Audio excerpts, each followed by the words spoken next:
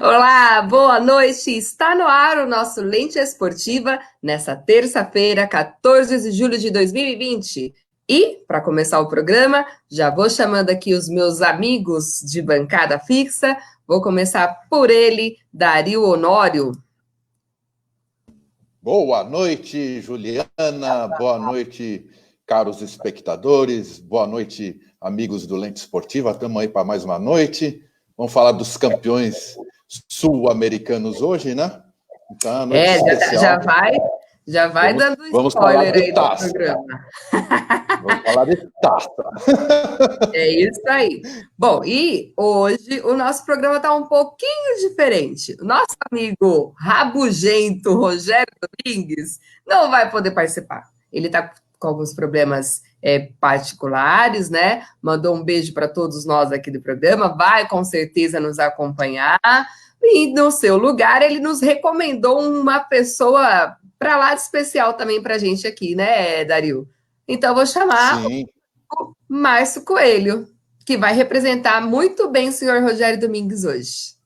Boa noite, Ju. Boa noite, Dario. Boa noite a você de casa que acompanha o Lente Esportivo. É isso aí. Vamos tentar substituir Boa noite, Coelhão. Substituir o nosso mito Rogério Domingues. Coelho, acho que você está com a câmera. Para mim, aqui está dando um probleminha na câmera. Veja se está ligada aí. Bom, daqui a ordem, vamos chamar aqui. Hoje tem estreia aqui no Lente Esportiva também, viu? Tem estreia dos nossos amigos comentaristas. Mas antes, eu vou chamar o Leonardo Carigo. Léo, faz tempo que não aparece.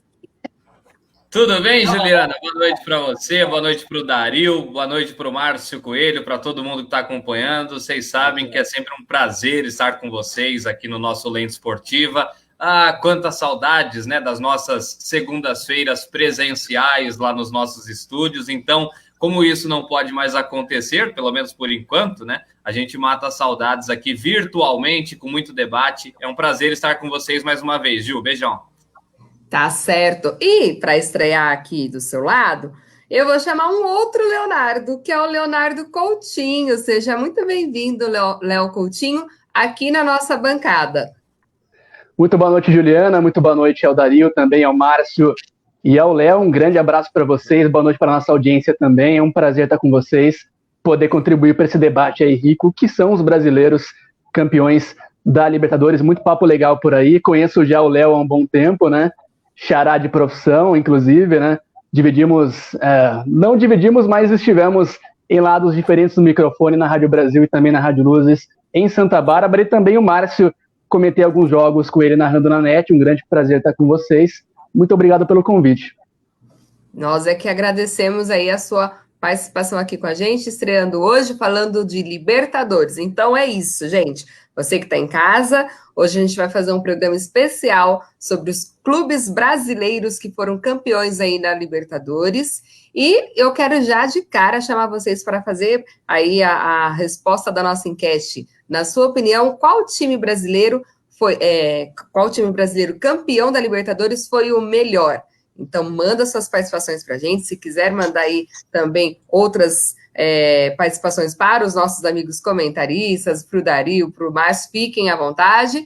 E eu nem vou falar para mim, porque eles ficam com inveja, sabe? Quando as pessoas interagem comigo, aí eles não gostam muito. Não meus amigos comentaristas, mas o Dario e o Rogério, eles têm uma certa inveja, vou te contar, viu? Mas o programa está aberto aí. E bora responder, então, a nossa enquete aqui internamente. Vou já repassar aqui a bola para o Léo Coutinho, que está estreando, então já vou mandar para ele primeiramente. Vamos lá, eu acho que primeiro é uma questão muito complicada, né? A gente pode olhar muitas variáveis, tamanho da conquista, mobilização na época, também elencos, esquadrões que foram grandes, mas, na minha opinião, aquela conquista que mais marcou dos brasileiros foi a do Atlético Mineiro. Acho que foi o único time, por exemplo, que eu realmente torci, tirando o meu próprio time de coração, que é o Corinthians. Eu acho que aquele Atlético de 2013, ainda mais pela presença do Ronaldinho Gaúcho, na minha opinião, foi, dentre os brasileiros, para mim, aquela conquista que mais marcou. Muito bem. E o nosso amigo Léo Carigo, hein, Léo? Olha, Juliana, eu sei que muita gente vai achar que isso é clubismo, mas eu juro que não é. Na minha opinião, a conquista do Corinthians em 2012 foi a mais marcante. Por que eu digo isso? Como o Léo Coutinho disse, a gente tem que analisar várias variáveis, né, da Libertadores da América. As mais diferentes épocas, o número de jogos, como era disputada a competição. Então, são várias questões que a gente tem que analisar se a gente for parar para analisar a pente fino, né? Como se diz aí no popular. A gente poderia voltar lá nos anos 60, quando o Santos do Pelé, por exemplo, dominou o futebol mundial, e aquele time do Pelé, ou aqueles times, né, no plural, eles aliavam eficiência com brilhantismo. Eles davam um show dentro de campo, e isso aliado à eficiência de gols marcados, de gols sofridos. Era uma junção de fatores que fazia com que aquele Santos fosse imbatível. Mas trazendo para cá, para as épocas atuais, no formato que a Libertadores se acostumou a ser jogada nos últimos anos, vamos colocar aí de uns 20 anos para cá, quando o São Paulo, na verdade, conquistou lá em 92 a primeira Libertadores, para cá, a Libertadores passou a ter uma importância muito maior. E o Corinthians conseguiu ser muito eficiente em 2012 porque foi campeão invicto, né? Claro que não teve o brilhantismo daquele Santos do Pelé, não teve nem o brilhantismo do Santos do Neymar, um ano antes, que foi campeão em 2011, mas em termos de eficiência, eu coloco o Corinthians como o maior campeão brasileiro da Libertadores, porque o Corinthians praticamente não sofreu, né? O corintiano tem uma mania de sofrência por natureza, mas naquela Libertadores, se a gente analisar todos os jogos, dá para colocar 2 vezes que o Corinthians sofreu, que foi logo na estreia, que conseguiu o empate no finalzinho do jogo, e contra o Vasco nas quartas de final, que o Diego Souza perdeu aquele gol, ou melhor, o Cássio defendeu, que aquele lance acabou sendo eternizado, mas tirando esses 2 momentos, o Corinthians foi muito consistente na Libertadores, né? Tanto é que foi campeão invicto. Então eu coloco o Corinthians como o maior campeão brasileiro da Libertadores. Olha, o Paulo Filé fez então essa polêmica aí, né, de que melhor ser invicto do que então ter muitos títulos, mas eu não sei se eu concordo não, né, Dario Honório? É difícil concordar, né? Eu até assino embaixo em partes o discurso do Léo. Realmente o Corinthians foi muito eficiente. Bom, a gente assistiu, né, o Corinthians e Santos lá na Vila Belmiro. Vila Belmiro, né, estádio difícil do Santos ser batido, ainda mais nesses jogos decisivos, enfim. Mas o Corinthians, naquele jogo, foi muito eficiente, né? Inclusive nos dois, a ida e a volta, eles conseguiram isolar de algum jeito o Neymar, a marcação do Tite, né? E o Corinthians foi ganhando 1-0 aqui, empate ali, outro 1-0 ali. Mas eu não gosto, necessariamente, eu não gosto desse futebol. Falar dos anos 60 é complicado, eu não acompanhei, mas eu vi vídeos, mas não tem como não citar, né? O Santos de Pelé, o Santos conquistou, foi bicampeão seguido, o bicampeonato dentro da Bomboneira, praticamente ganhou uma guerra lá dentro, então eu acabo ficando com o Santos de Pelé, sim. Eu que acompanhei alguns clubes, hein? A campanha de alguns times, tipo do Grêmio, do Flamengo, Palmeiras, Vasco. A gente que gosta de futebol, a gente assiste até para torcer contra, né? Mas eu vou ficar com o Santos de Pelé. Tá, olha, muito bem. E o Márcio Coelho? Olha, Jô, igual para conquistar uma Libertadores, né? Sempre uma grande conquista, sempre é o auge para os clubes, né? Aqui sul-americano. Eu poderia destacar principalmente o São Paulo por ter sido bicampeão e quase ter sido tri, por ter perdido a final em 94 também, poderia ter tido a chance de ser tri, mas olhando ao alto, o elenco, jogadores, né, como foi jogada, a raça, entrega, eu vou ficar com o Palmeiras de 99, do Luiz Felipe Scolari. Acho que foi uma equipe fantástica, né?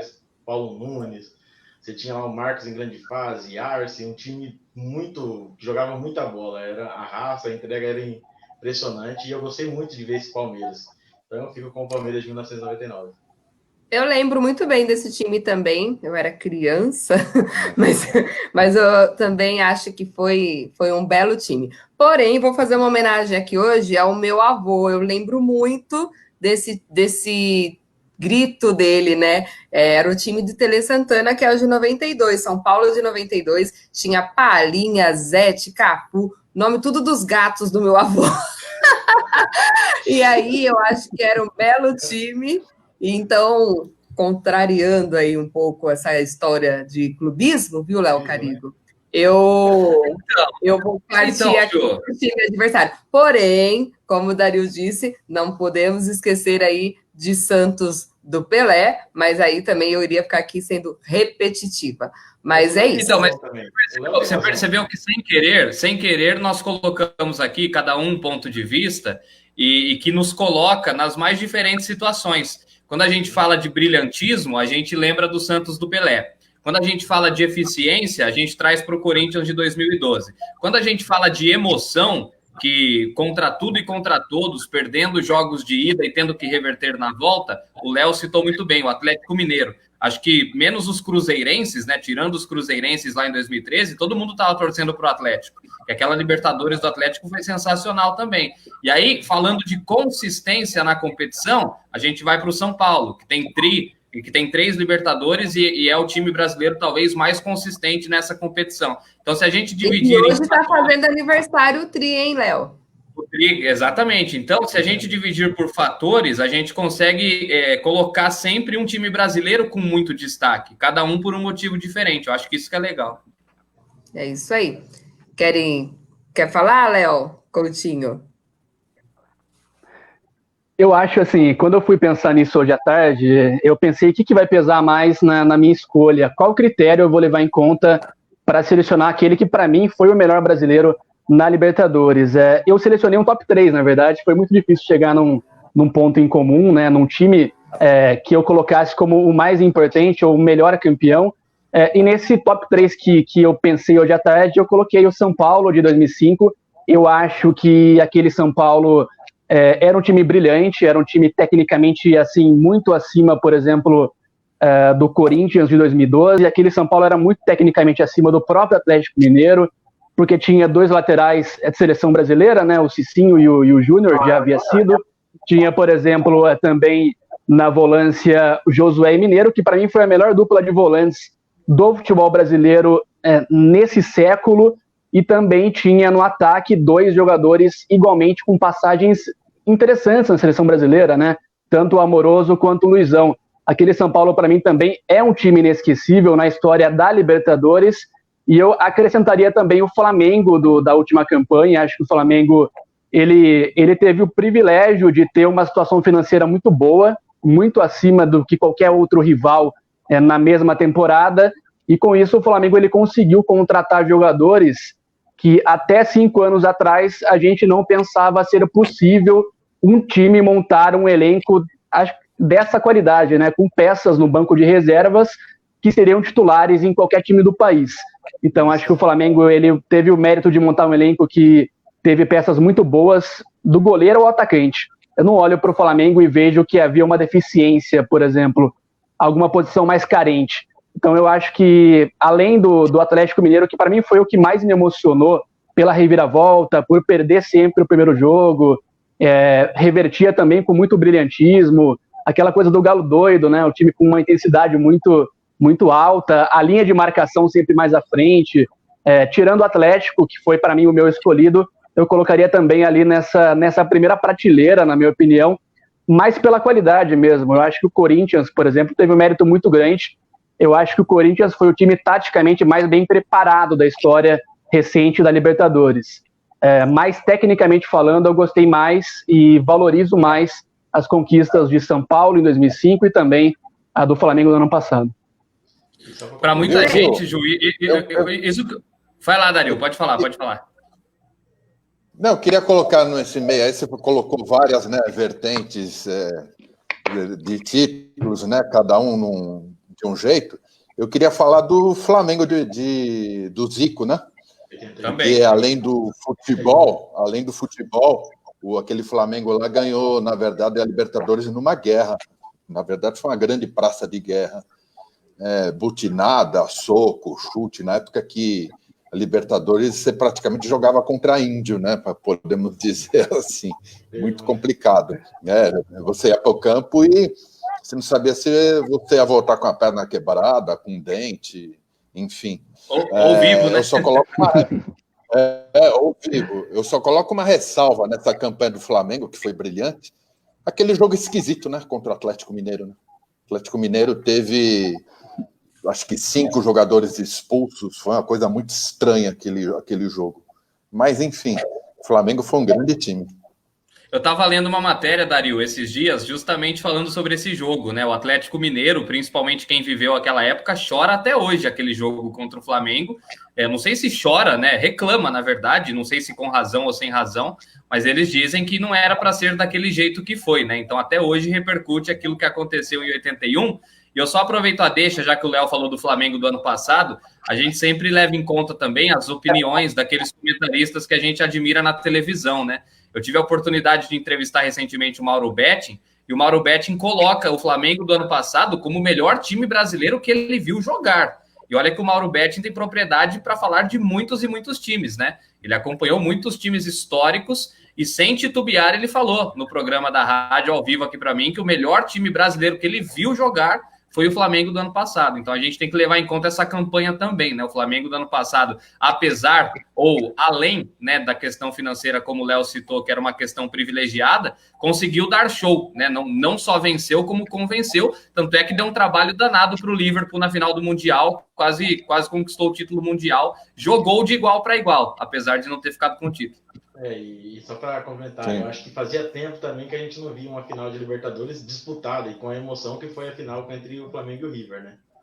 Exatamente. Todo mundo já contava praticamente que o River poderia vencer, porque dominou, e o Flamengo foi no segundo tempo com 2 grandes jogadas, virou e venceu. Então acho que vale salientar muito isso também, a campanha. Realmente, se a gente for colocar o melhor, a gente vai ter mais opiniões. Eu tive, além do Palmeiras, também gostei muito do Vasco, que foi campeão, acho que tinha um grande time, e o próprio São Paulo. Mas acho que dentre todos ainda preferia o Palmeiras. Mas acho que todas as conquistas, de alguma forma, teve um peso ou teve uma emoção diferente, né, para o torcedor. Ô Dario, já que você falou do Santos também, até com muita propriedade, nós não podemos ser injustos, né, Dario? É claro que o foco aqui são os campeões, mas tem times brasileiros que fizeram ótimas campanhas e não ficaram com o título. Se a gente lembrar, por exemplo, do seu Santos lá em 2003, que ficou com vice-campeonato, fez uma baita Libertadores da América, né? E não é porque não conquistou o título que a gente tem que tirar o mérito da bela campanha que fez. Então, se a gente for abrir o leque para quem não conquistou o título, mas fez boas campanhas, a gente vai ficar aqui até amanhã falando, porque teve um monte de brasileiro que fez ótimas campanhas. Sim, verdade. Aquele time lá do Boca Juniors era impressionante, né? Esqueloto. É maravilhoso aquele time.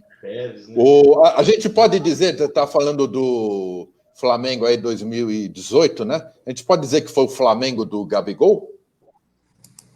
2019, né? 2019, perdão. Gabigol, Bruno Henrique e Arrascaeta, acho que os 3, né? Os principais. Que a gente sempre cita, né? Um jogador, né? O Grêmio do Renato, enfim, Santos do Pelé. O Gabigol, por exemplo, fez os 2 gols contra o Emelec no jogo da volta no Maracanã, que o Flamengo tinha perdido a ida por 2-0. Fez os 2 gols da final. Eu vou nessa aí, Dario. Eu coloco como Flamengo do Gabigol. E esse Corinthians campeão foi o Corinthians do Sheik ou o Corinthians do Cássio? É isso que eu ia falar, inclusive, né? O Corinthians de 2012, eu acho que é um caso talvez um pouco fora da curva, né? Porque o Corinthians era um coletivo muito forte. Então você não olhava, pelo menos no começo da Libertadores, e falava, o craque do Corinthians nessa competição vai ser o Emerson Sheik. E ninguém dava isso como contado, né? Era um Corinthians que, muito pelo contrário, o principal jogador do Corinthians, talvez em 2011, ou um dos principais, foi o Lee Edson, que foi muito bem no Brasileiro, inclusive, chegou na Libertadores, estava machucado, estava já em fim de carreira, e ele acaba saindo, e o Corinthians muda, né, a formação mexe, atua com o Jorge Henrique e Emerson Sheik na frente, um time já bem diferente também em relação ao ano anterior, e foi, acho que, um coletivo muito importante, né, a dupla de zaga estava muito bem, o Chicão e o Leandro Castan formaram uma dupla, assim, que pouquíssimos gols foram sofridos, o Corinthians, se não me engano, foram 4 gols em 14 jogos realizados. Então, e foi o time de melhor campanha defensiva na história da Libertadores, né, nesse formato pelo menos. Então eu colocaria naquele de 2012, o time do Corinthians, para mim pelo menos, apesar do Sheik ter se notabilizado por gols na fase final, né, contra o Santos, lá na ida na Vila Belmiro na semifinal, e também na final contra o Boca, os 2 gols, eu acredito que talvez o sistema defensivo como um todo, mais a junção do Paulinho e do Ralf muito em sintonia, para mim foi o que construiu esse esqueleto do Corinthians que deu esse troféu lá em 2012. E não podemos ser injustos de esquecer do Cruzeiro de 76, estava passando batido. Eu estava pesquisando sobre os brasileiros, hoje à tarde, campeões da Libertadores. O Cruzeiro de 76, ele teve, e é até hoje, o time com o melhor aproveitamento na história da Libertadores, dos campeões, né? Tem mais de 80% de aproveitamento em 15 jogos disputados. Foram 13 vitórias, 1 empate e só 1 derrota. Se eu não me engano, 81%, 82% de aproveitamento. Até hoje, contando brasileiros e estrangeiros, o Cruzeiro é o time com o melhor aproveitamento na história da Libertadores da América. Então a gente tem que lembrar desse time de 76 também. E eu queria também colocar desculpa. Pode falar, Léo. Outro parênteses, né? O Léo falava, inclusive, de times que foram notabilizados por, de repente, não terem ganhado a Libertadores. E eu acho que vale também o destaque, né? Teve muitos times que ganharam, mas, de repente, no mesmo período tiveram elencos melhores. Por exemplo, o Santos, para mim, pelo menos, o de 2010, campeão da Copa do Brasil, era muito mais time, pelo menos plasticamente falando, do que o Santos campeão da Libertadores. O Corinthians em 2012, para mim, o time era muito bem, taticamente, mas eu prefiro futebol jogado Corinthians de 2015, que era um time que foi campeão brasileiro com folga, goleando vários adversários. Teve o famoso 6-1 contra o São Paulo com o time reserva em Itaquera. Então você tem o próprio Santos, né? E lá em 2002, para mim, com um time absurdamente bom, né? Com o Robinho, o Diego, aquela meninada lá jogando muita bola. Então eu acho que é interessante como a história também reserva alguns momentos de times que foram melhores, só que de repente não levaram um caneco, e depois veio um time, de repente, tecnicamente um pouquinho inferior, que acabou conquistando o que aquele time melhor não havia levado, né? Eu não comparo esse Corinthians campeão com o Corinthians de 98. Vixe, mas não chega nem aos pés. O time de 98 do Corinthians era maravilhoso. Rincon, Ricardinho, Marcelinho, Luizão. Jogava bola. Dario, é o time do Luxemburgo, né? Você foi muito perfeito na sua colocação lá atrás, quando você falou do Corinthians, logo depois que eu comentei no meu primeiro destaque, porque esse Corinthians de 2012, em nenhum momento ele se notabilizou por elegância, por técnica refinada. É como o Léo disse também, o coletivo era muito forte. A eficiência que o Tite colocou nessa equipe, gostem ou não, foi o que fez a diferença para conquistar o título. Não era o futebol mais bonito, não dava realmente prazer. Nós víamos jogar, nós corintianos, porque torcemos para o time e queríamos muito ganhar a Libertadores. Mas falar que era um futebol gostoso de se ver, a gente vai estar mentindo. Então eu coloquei o Corinthians na minha lista como primeiro por conta da eficiência. Não é fácil você ser campeão de uma Libertadores da América invicto. Porque, como o Dario disse também, você joga em muitos lugares onde não é futebol que se pratica, é guerra. Você joga em muitos lugares com altitude, né? No caso do Corinthians, nunca tinha conquistado a Libertadores, era zoado por todos os rivais. Tem mais essa questão que teve que lidar também em 2012. Então, por isso que eu acho que o Corinthians tirou de letra essa questão da eficiência. Juntou vários fatores para que essa eficiência fosse possível. Mas em termos de futebol jogado, não coloco o Corinthians em primeiro, não. Tem muitos times que jogaram muito mais bola que o Corinthians em Libertadores da América. Engraçado que eu comentava com... Só última coisa, Ju. Eu conversava com o Furlanete, época de canal, né? E o Palmeiras montou aquele timão com dinheiro, que não sei o que lá, e o Fernando falava para mim, agora vai, Dario. Esse ano ganha. Eu falei, Fernando, Libertadores não é só montar também lembro disso. Um grande elenco. Não é só isso, não é fácil ganhar Libertadores, não se frustre. Libertadores é obsessão. E não é só isso, tem uma série de coisas, inclusive extracampo, né? Logística de viagem, de hotel, comida, preparação de elenco, envolve muita coisa para você ganhar uma taça. E realmente não dá para discutir. O Corinthians foi eficiente contra tudo, e realmente ganhou uma taça que era até então era um problema, né? O grande problema do Corinthians era não ter a Libertadores. Mas aí agora... Bom, gente, eu vou aqui chamar aqui algumas participações que a gente já recebeu, do Elton Carlos. Ele diz o seguinte: que alegria ver o Lente Esportivo ao vivo. Obrigada, Elton, por estar aí participando com a gente. Meu irmão Fernando está lá em Ribeirão Pires, um beijo, obrigada por estar participando. O Beto Rainer falou assim: aí sim, o rapaz falou da Seleflá, né, do Flamengo aí, o Beto concordando. O que foi, Dario? Aí ele falou, eu chamei ele aqui. Eu chamei ele hoje aqui, ele pipocou, Ju. Mas preste atenção. Eu quero ele vir aqui falar na minha cara essas coisas. E ele falou, bem lembrado, Dario, este Flamengo de hoje não chega aos pés do Flamengo dos anos 79, 80, 81 e 82. Isso é coisa de chorão, os caras merecem ser expulsos, eu estava lá. Acho que em alguma das falas que você havia falado aí. E o nosso amigo, o Lucas Damaso, um beijo, Lucas, está lá em Curitiba, logo mais ele também estará aqui na bancada dos comentaristas com a gente. E ele diz o seguinte, na minha opinião, concordando comigo, o time do São Paulo soberano de 92, que colocou o Barcelona na roda, é o melhor time. Põe qualquer outro campeão brasileiro no bolso, com tranquilidade. O Lucas, com seus comentários polêmicos, né? Ele que gosta do Dunga, né? Da seleção do Dunga, agora vem me falar São Paulo de 92 bota qualquer time no bolso. O que vocês acham aí, antes da gente mudar um pouco aqui o assunto? Eu queria falar que, pelo menos para mim, né? Eu tentei evitar falar de times que eu não vi jogar, né?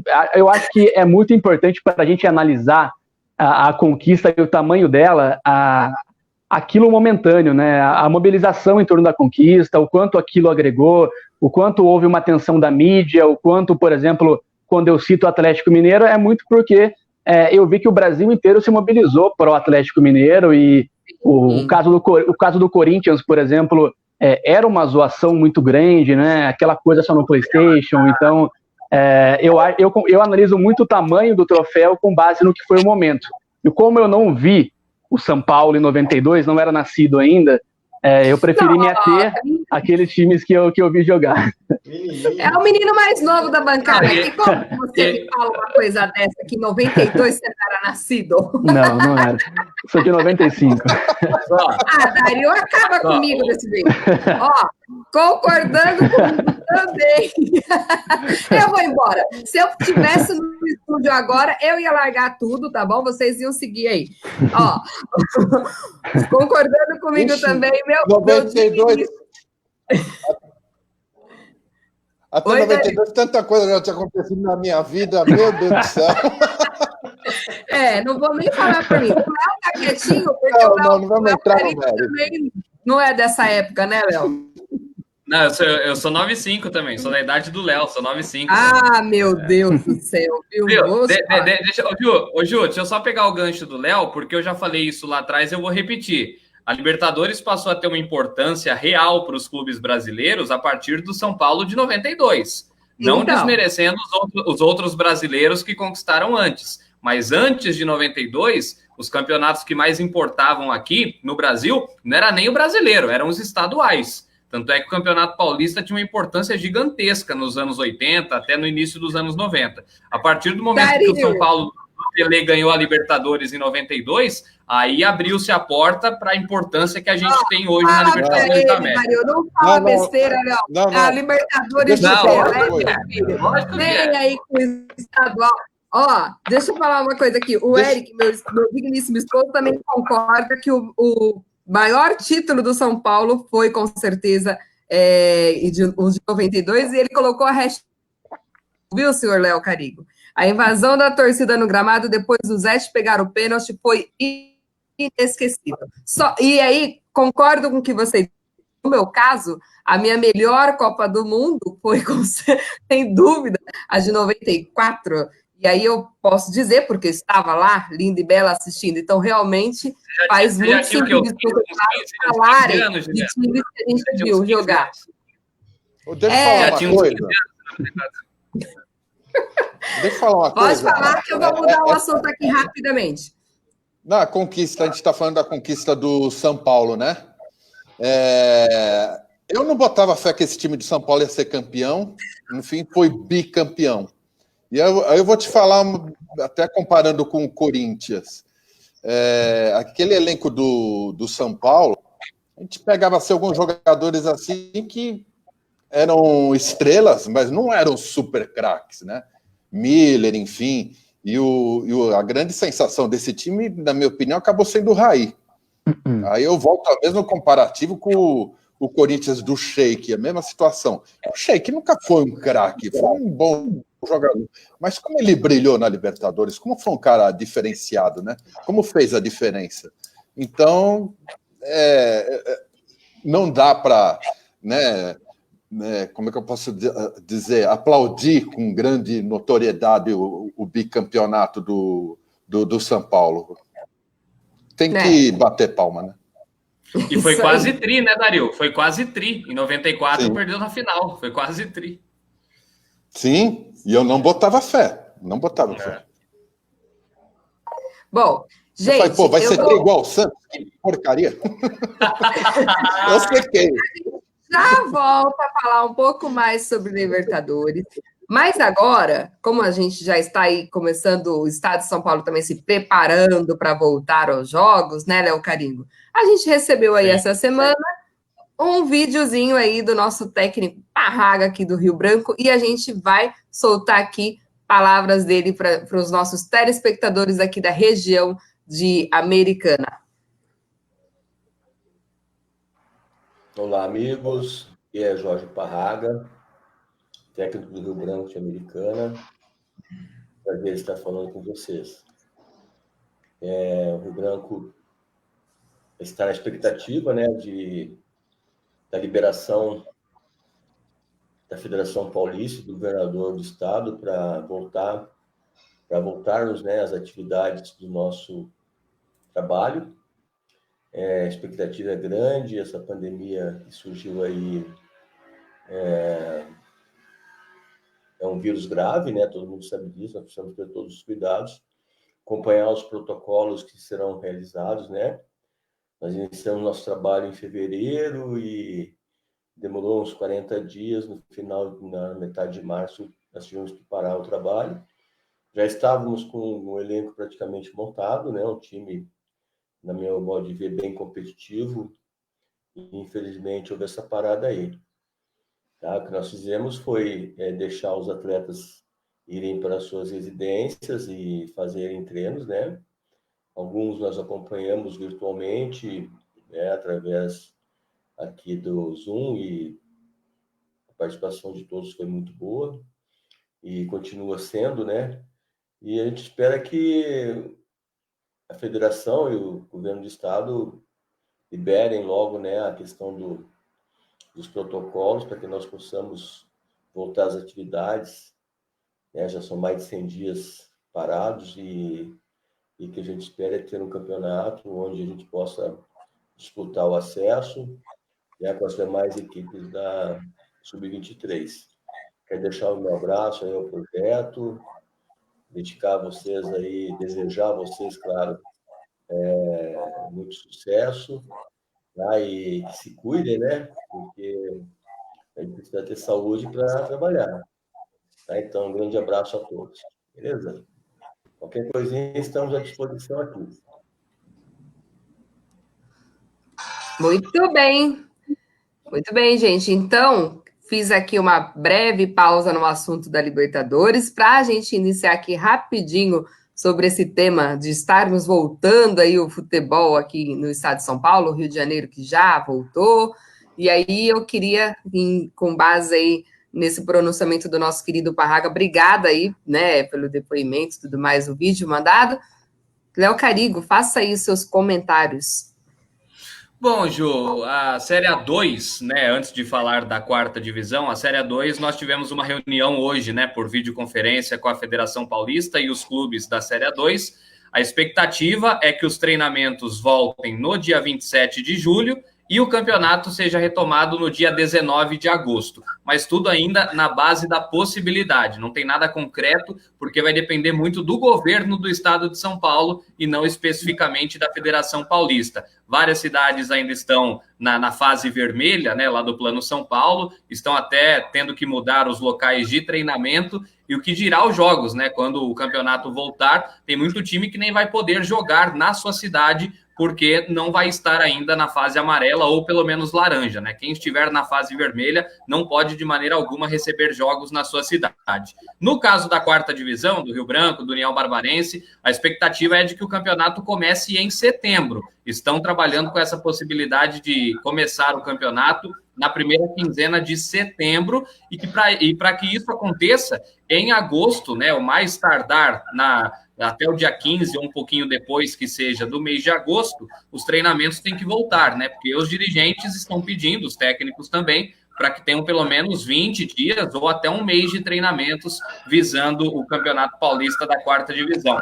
Uma coisa que mostra que realmente vai ter o campeonato, né? Eu não consigo imaginar que o campeonato não vai acontecer, é que a federação já pediu para as equipes mandarem fotos dos seus estádios, até para ilustrar, né, onde serão as portas ou os portões de acesso para os envolvidos nos jogos. Então, muitas restrições, pouquíssimas pessoas vão poder estar no estádio nos dias de jogos, então os clubes vão ter que atender a essas solicitações da federação para aí sim ter o seu estádio liberado. E mesmo que isso aconteça, vai depender, repito, do governo do estado liberar as cidades, né, de acordo com a fase lá do Plano São Paulo, de acordo com a evolução ou não da pandemia de coronavírus. Se o campeonato, por exemplo, começasse no final de semana agora, a quarta divisão, tanto o Rio Branco quanto o União Barbarense teriam que procurar outra cidade para jogar, porque Americana e Santa Bárbara ainda estão na fase vermelha, né? Estão proibidas, estão no alerta máximo aí por causa do coronavírus. Então,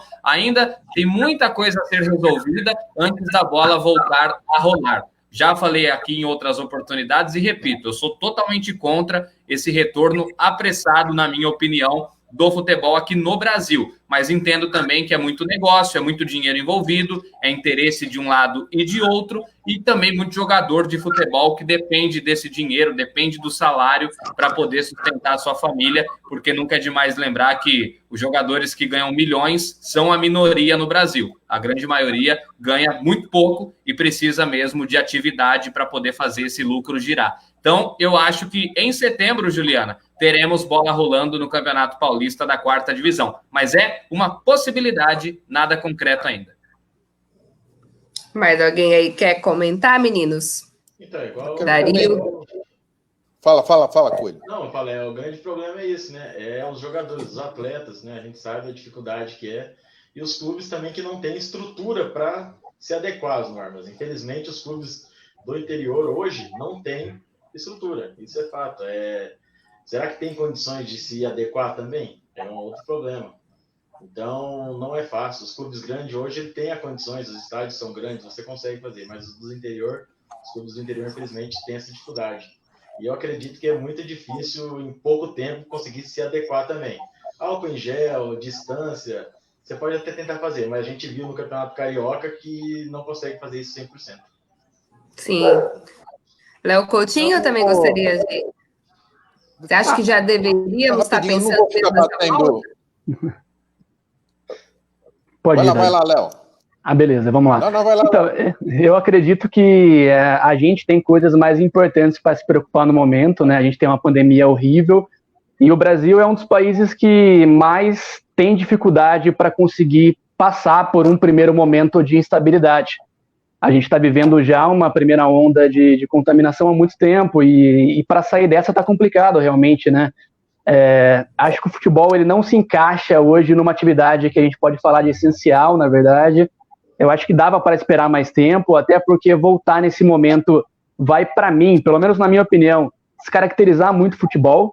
Fazer, por exemplo, o União Barbarense mandar seus jogos em outra região, ou o próprio Rio Branco também, sem torcida. Eu acho que isso tem um apelo muito, muito ruim, até pelo fato de que os jogos da Bezinha não são transmitidos, né, por canais de televisão. Então, eu acho que vai distanciar muito mais o torcedor do seu clube. Acho que isso é um ponto importante. Só que também é muito o que o Léo e o Márcio também disseram, né? A gente sabe que jogadores do União Barbarense do Rio Branco não são jogadores do Corinthians nem do Palmeiras, né? Eles têm um vencimento muito menor, uma dependência de estar recebendo todos os meses, porque é aquela coisa, né? Eles trabalham 6 meses para ficar 6 meses em casa. Então a gente sabe o quanto é difícil para o jogador de uma Bezinha arrumar emprego. Então é muito difícil. Entendo a defesa da volta do futebol, só que para mim ainda não era o momento. Quer fechar o assunto aí, Dario? O que?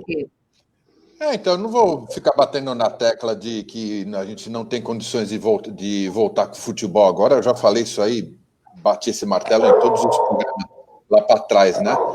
Mas eu tenho dó, assim, realmente dos jogadores, né? Uma parcela muito pequena de quem ganha bem. Se for ver, a carreira do jogador é muito curta, né? E, infelizmente, eles estão praticamente com 1 ano a menos, né? Para mostrar o seu futebol, ser bem-sucedido. Enfim, nada mais do que eu torço pela volta do futebol, mas, infelizmente, no momento não tem condição. Em que pese, né? Em que pese, Ju, só para fechar o assunto que o Léo falou, que ele acaba concordando comigo e com o Márcio, acho que todos vocês concordam também, Ju, Dario, que essa questão, né, dos salários pequenos para uma grande parcela dos jogadores. Em que pese, eu não consigo acreditar que a Federação Paulista de Futebol, trazendo aqui para o nosso estado específico, não seria capaz de dar um auxílio emergencial para os seus filiados, principalmente os times menores. Quando a federação fala que baixou a receita, eu até acredito, porque baixou a receita para todo mundo, mas a gente sabe que, de uma maneira geral, o dinheiro que a federação arrecada por ano é um absurdo, é muito alto o valor. Então, eu não consigo acreditar que a federação não seria capaz de dar um auxílio para os seus times menores aqui do estado. Olha, a gente vai bancar, né? Nós vamos bancar vocês até o começo do ano que vem, e aí vamos começar essa 4ª divisão do zero. Eu até sou a favor de fechar a Série A1, A2 e A3, porque já começaram. Sou completamente a favor de terminar mesmo, com todas as restrições possíveis, mas aqui para nós, União e Rio Branco, eu não vejo o mínimo sentido de ter o campeonato esse ano. Então, acho que a federação poderia agir de uma maneira melhor para auxiliar, de fato, as suas equipes, para que no ano que vem começasse do zero e aí sim, minimamente estruturadas, as equipes pudessem disputar. Eu não consigo imaginar, não consigo acreditar, na verdade, que a Federação Paulista de Futebol não tem dinheiro para auxiliar os seus clubes pequenos até o final desse ano, pelo menos. Então, fica aí a questão. Eu concordo plenamente aí, Léo, contigo. Bom, gente, falando em federação, falando nessas questões de volta dos jogos, a gente comentou já aí que o Rio voltou e essa volta causou uma certa polêmica. Então, nós vamos para um outro debate aqui, o debate da semana, né, que a gente chama assim, transmissão de jogos, a briga das redes sociais versus TV. Então, com essa alteração aí do governo na MP que libera, de fato, o clube passa a ser, né, responsável por onde ele quer liberar a transmissão desses jogos, vamos dizer assim, de uma forma mais traduzida, e isso impactou, já que no ano de 2020, a dona da Rede Globo era a detentora, né, de todos os jogos televisivos. Como ela, com essa MP, Flamengo se sentiu no direito de fazer uma transmissão online, né, na sua plataforma lá no YouTube, gerou uma polêmica, porque a Globo se sentiu desacatada, já que ela tinha um contrato assinado tanto com a federação quanto com os outros clubes, exceto o Flamengo, e aí, neste sentido, ela entendeu que houve uma quebra de contrato. E aí a gente traz aqui para vocês o tema de hoje, para a gente debater o que vocês acham, a opinião de vocês, e inclusive temos aí uma outra situação. Antes, nenhum outro canal de televisão podia fazer a transmissão desses jogos. E nesta quarta-feira, teremos a transmissão lá no SBT. O que vocês acham aí? Vou começar pelo Dario aqui, os meninos. Vou fazer o inverso. Vamos de cima para baixo. Dario, você que trouxe aí também o tema para nós. Olha, primeiro a gente vê um grande exagero, né? Por parte da detentora dos direitos de transmissões, que a gente vê nos últimos anos equipes de reportagem proibidas de fazerem gravações de matérias, enfim, melhores momentos.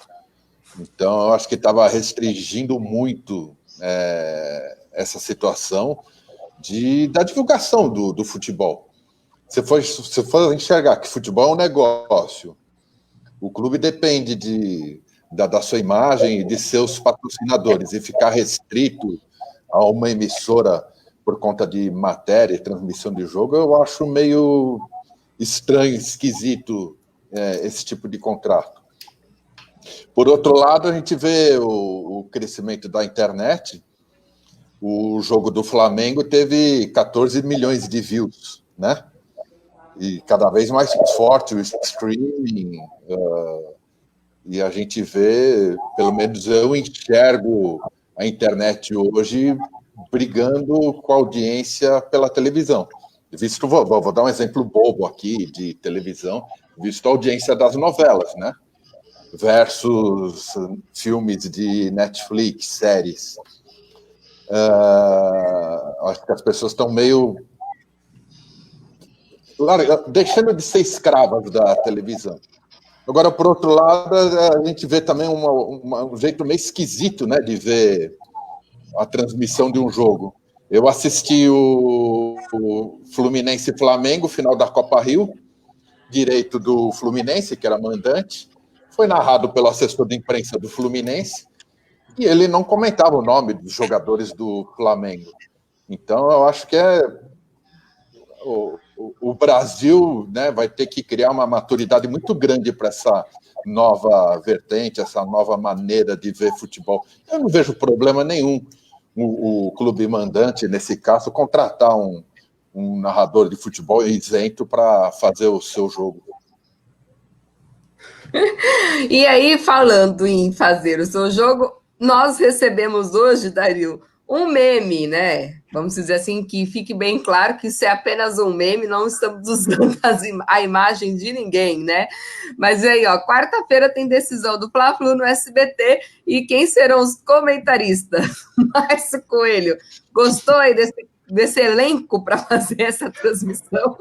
Olha, cara, o pessoal é muito criativo brasileiro, né? Eu fico admirado com a criatividade do brasileiro. Seria uma transmissão polêmica, né? Mas a minha opinião a respeito disso, eu sempre fui a favor da liberdade. Eu acho que o futebol ele teria que ser transmitido por qualquer emissora de TV. Para o brasileiro, para o torcedor ficar à vontade para escolher. Eu quero assistir numa emissora, eu prefiro assistir em outra. Cara, é a liberdade. É você gostar mais, de repente, de um narrador, mais de um comentarista, você achar que a transmissão é mais dinâmica, você se prender a uma emissora apenas, eu acho que não é legal, nunca é legal, né? E essa liberdade tem que ter. O clube, eu assisti também, igual o Dario falou, a final da Taça Rio pela Flu TV, perde um pouco da essência, né, do futebol, já que é um assessor de imprensa ali do próprio clube, né? Então, tem isso, mas a gente vê que o SBT vai fazer a transmissão e fez um acordo com a Disney, né? Ficou lá com a Disney, que é a detentora da Fox, para liberar o Theo José para fazer a narração. Então, os clubes podem fazer a mesma coisa, vai transmitir o jogo, né? Hoje o que a gente mais tem é narrador esportivo no mercado, e tem que ter essa liberdade, na minha opinião. Acho que chega de monopólio. E, ó, uma perguntinha aqui para o Léo Coutinho e para o Léo Carigo, do nosso amigo Rogério Domingues. Ele quer saber para quem o União Barbarense e o Rio Branco vão mandar as transmissões deles. Eles vão vender para quem os direitos de transmissão? Não tem como negociar muito. Se a União quiser vender para a rádio... mais honestidade, né? Ô, Ju, deixa eu só dar uma cornetada aí nessa montagem que colocaram, porque eu não sei se vocês repararam, tá lá Fluminense e Flamengo, Flamengo e Fluminense, só que o estádio que tá ao fundo é a Arena do Grêmio, pô. Eles vão jogar em Porto Alegre, é a Arena do Grêmio. Podem reparar. Arena do Grêmio. Por causa da fase vermelha, né? Maravilhoso. Então, e aí, olha lá, ó, pode ver, ó, atrás do ratinho lá é a Arena do Grêmio, pô. Verdade. O Rock fazendo os comentários, Ratinho, gente, maravilhoso, seria fantástico. Gente, isso é verdade, né? Pensando por esse lado sobre as narrações, o quanto se ganha, o quanto se perde, o quanto eles vão ter que correr atrás, né? Os clubes agora também, se quiserem entrar nessa, eu acho bem interessante esse fato aí também no mundo jornalístico da coisa também, né? Falando em SBT, deixa eu só fazer um comentário. O nostálgico, além da Eurico Miranda, eu lembro até hoje, final do Campeonato Brasileiro, o Vasco, né, direito de transmissão da Rede Globo, e o Vasco entrando com o patrocínio do SBT na camiseta. 2000, coisa né? mais linda. Coisa mais linda.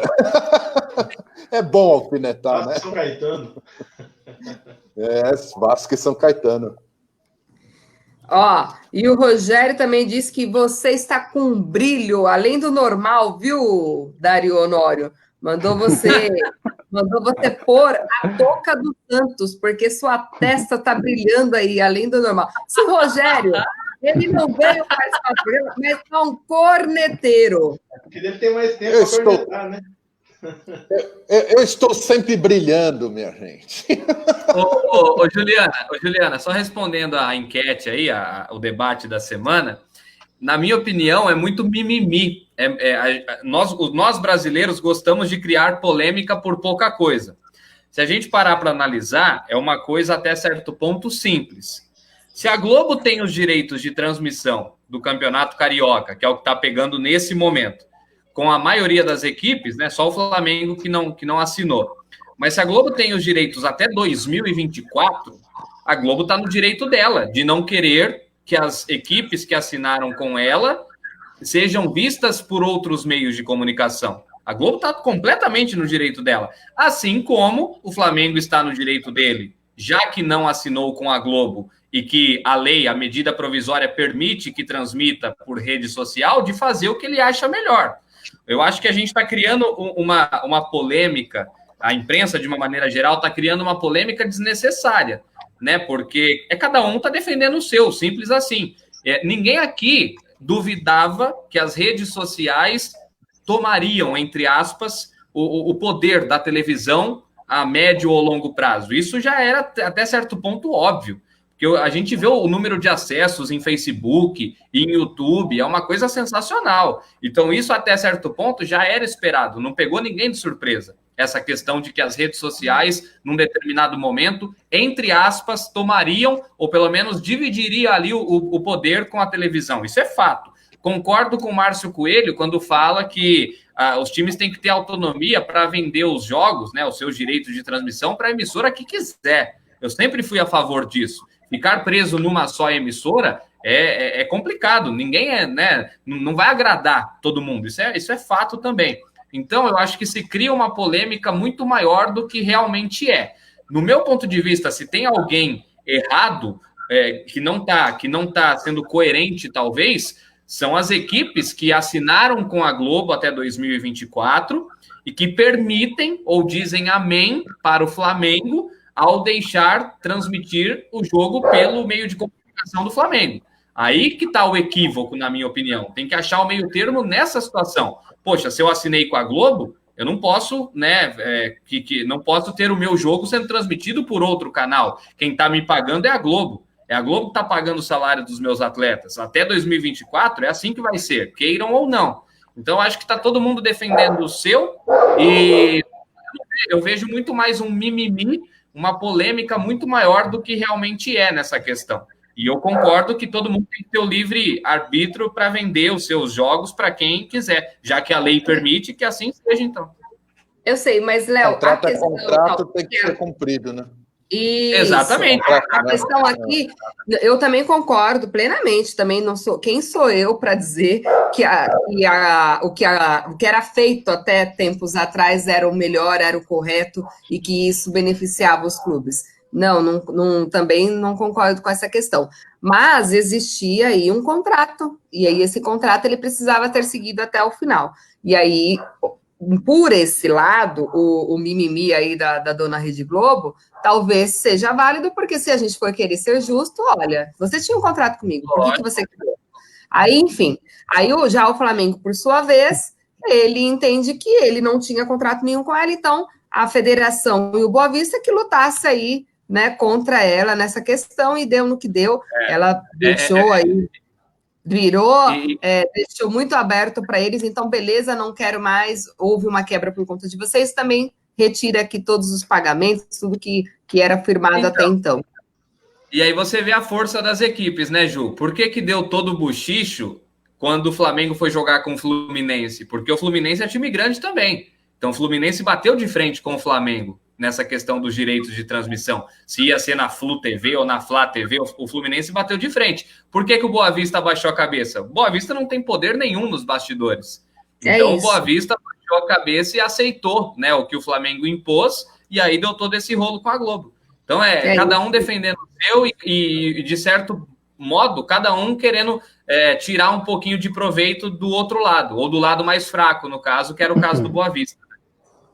Coutinho, você quer fazer algum comentário aqui sobre esse assunto polêmico?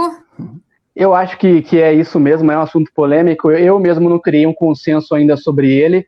Eu acho que, claro, a gente entende que o futuro e o presente é a internet, acho que isso é um ponto importante. Só que, na minha opinião, da maneira como está caminhando, é o exemplo contrário da onde deu certo. Que, por exemplo, a Premier League. Como é que os clubes na Premier League eles cresceram a partir dos anos 90? Vamos todo mundo sentar junto e negociar a partir de agora todo mundo um contrato em comum. Então, foi nesse momento que o clube mais fraco ele começou a ser tão beneficiado quanto o mais forte. E a gente mede o quanto uma liga ela é competitiva, não pelo o que o melhor time faz, mas pelo que aquele time que está brigando lá embaixo está fazendo. Então, você vai, por exemplo, na Premier League, você tem times como o Southampton, que são times de expressão menor, que conseguem contratar jogadores da Inter de Milão, jogadores do Milan. Por quê? Porque lá atrás as equipes sentaram juntas e negociaram um contrato que era vantajoso para ambas. Eu acho que aqui no Brasil é o caminho contrário. Eu tenho a impressão que esse caminho que está sendo tomado nesse momento é um caminho da desunião. Eu acho que a partir do momento que cada um fazer por si, a gente vai contribuir para o Flamengo ficar maior do que é, para o Corinthians ficar maior do que é, e a gente não vai fazer como um Goiás, por exemplo, cresça, com que um time como o Coritiba consiga, de repente, ter contratos mais vantajosos. Então, eu acho que a gente, por enquanto, da maneira como está sendo feito agora, está caminhando no sentido contrário ao que o mundo caminha em termos de negociação de contratos de futebol. E eu acho que isso, por enquanto, pelo menos para mim, é uma situação bem complicada. É bem complicado mesmo, até porque tem dois, são firmados dois contratos, né? O de cunho do Campeonato Brasileiro e o estadual, né? Que é separado. Sim. Então, tem aí duas questões que eles precisam realmente avaliar. Aquilo que auxilia todos os clubes do estado, inclusive esses pequenos, né? Que a gente tem também, e aí vai. Bom, vou complementar aqui com algumas participações que já chegaram, mandar um beijo para o nosso amigo Daniel Gomes. Ele falou o seguinte: melhor equipe esportiva do planeta. Nossa, um beijo, Dani, obrigada. E aí, o meu irmão, ele gosta de dar uma provocada, sabe, gente? Ele falou que o melhor time da Libertadores é o do Corinthians com o melhor elenco. E olha o elenco: Rafael Claus, Daronco, Sandro Ricci, Roberto Lopes, Paulo César de Oliveira, vai Corinthians. E faltou o Carlos Alberto da Nóbrega. Olha, eu não vou nem falar nada, esse meu irmão é terrível. Concorda, Léo Carigo? Jamais, melhor jamais. Time, que massa, isso aí, o Coutinho pode concordar comigo. Isso aí é intriga da oposição. O Klaus é um belo árbitro, inclusive, e Barbarense, que é mais importante. Sim, Klaus é meu amigo.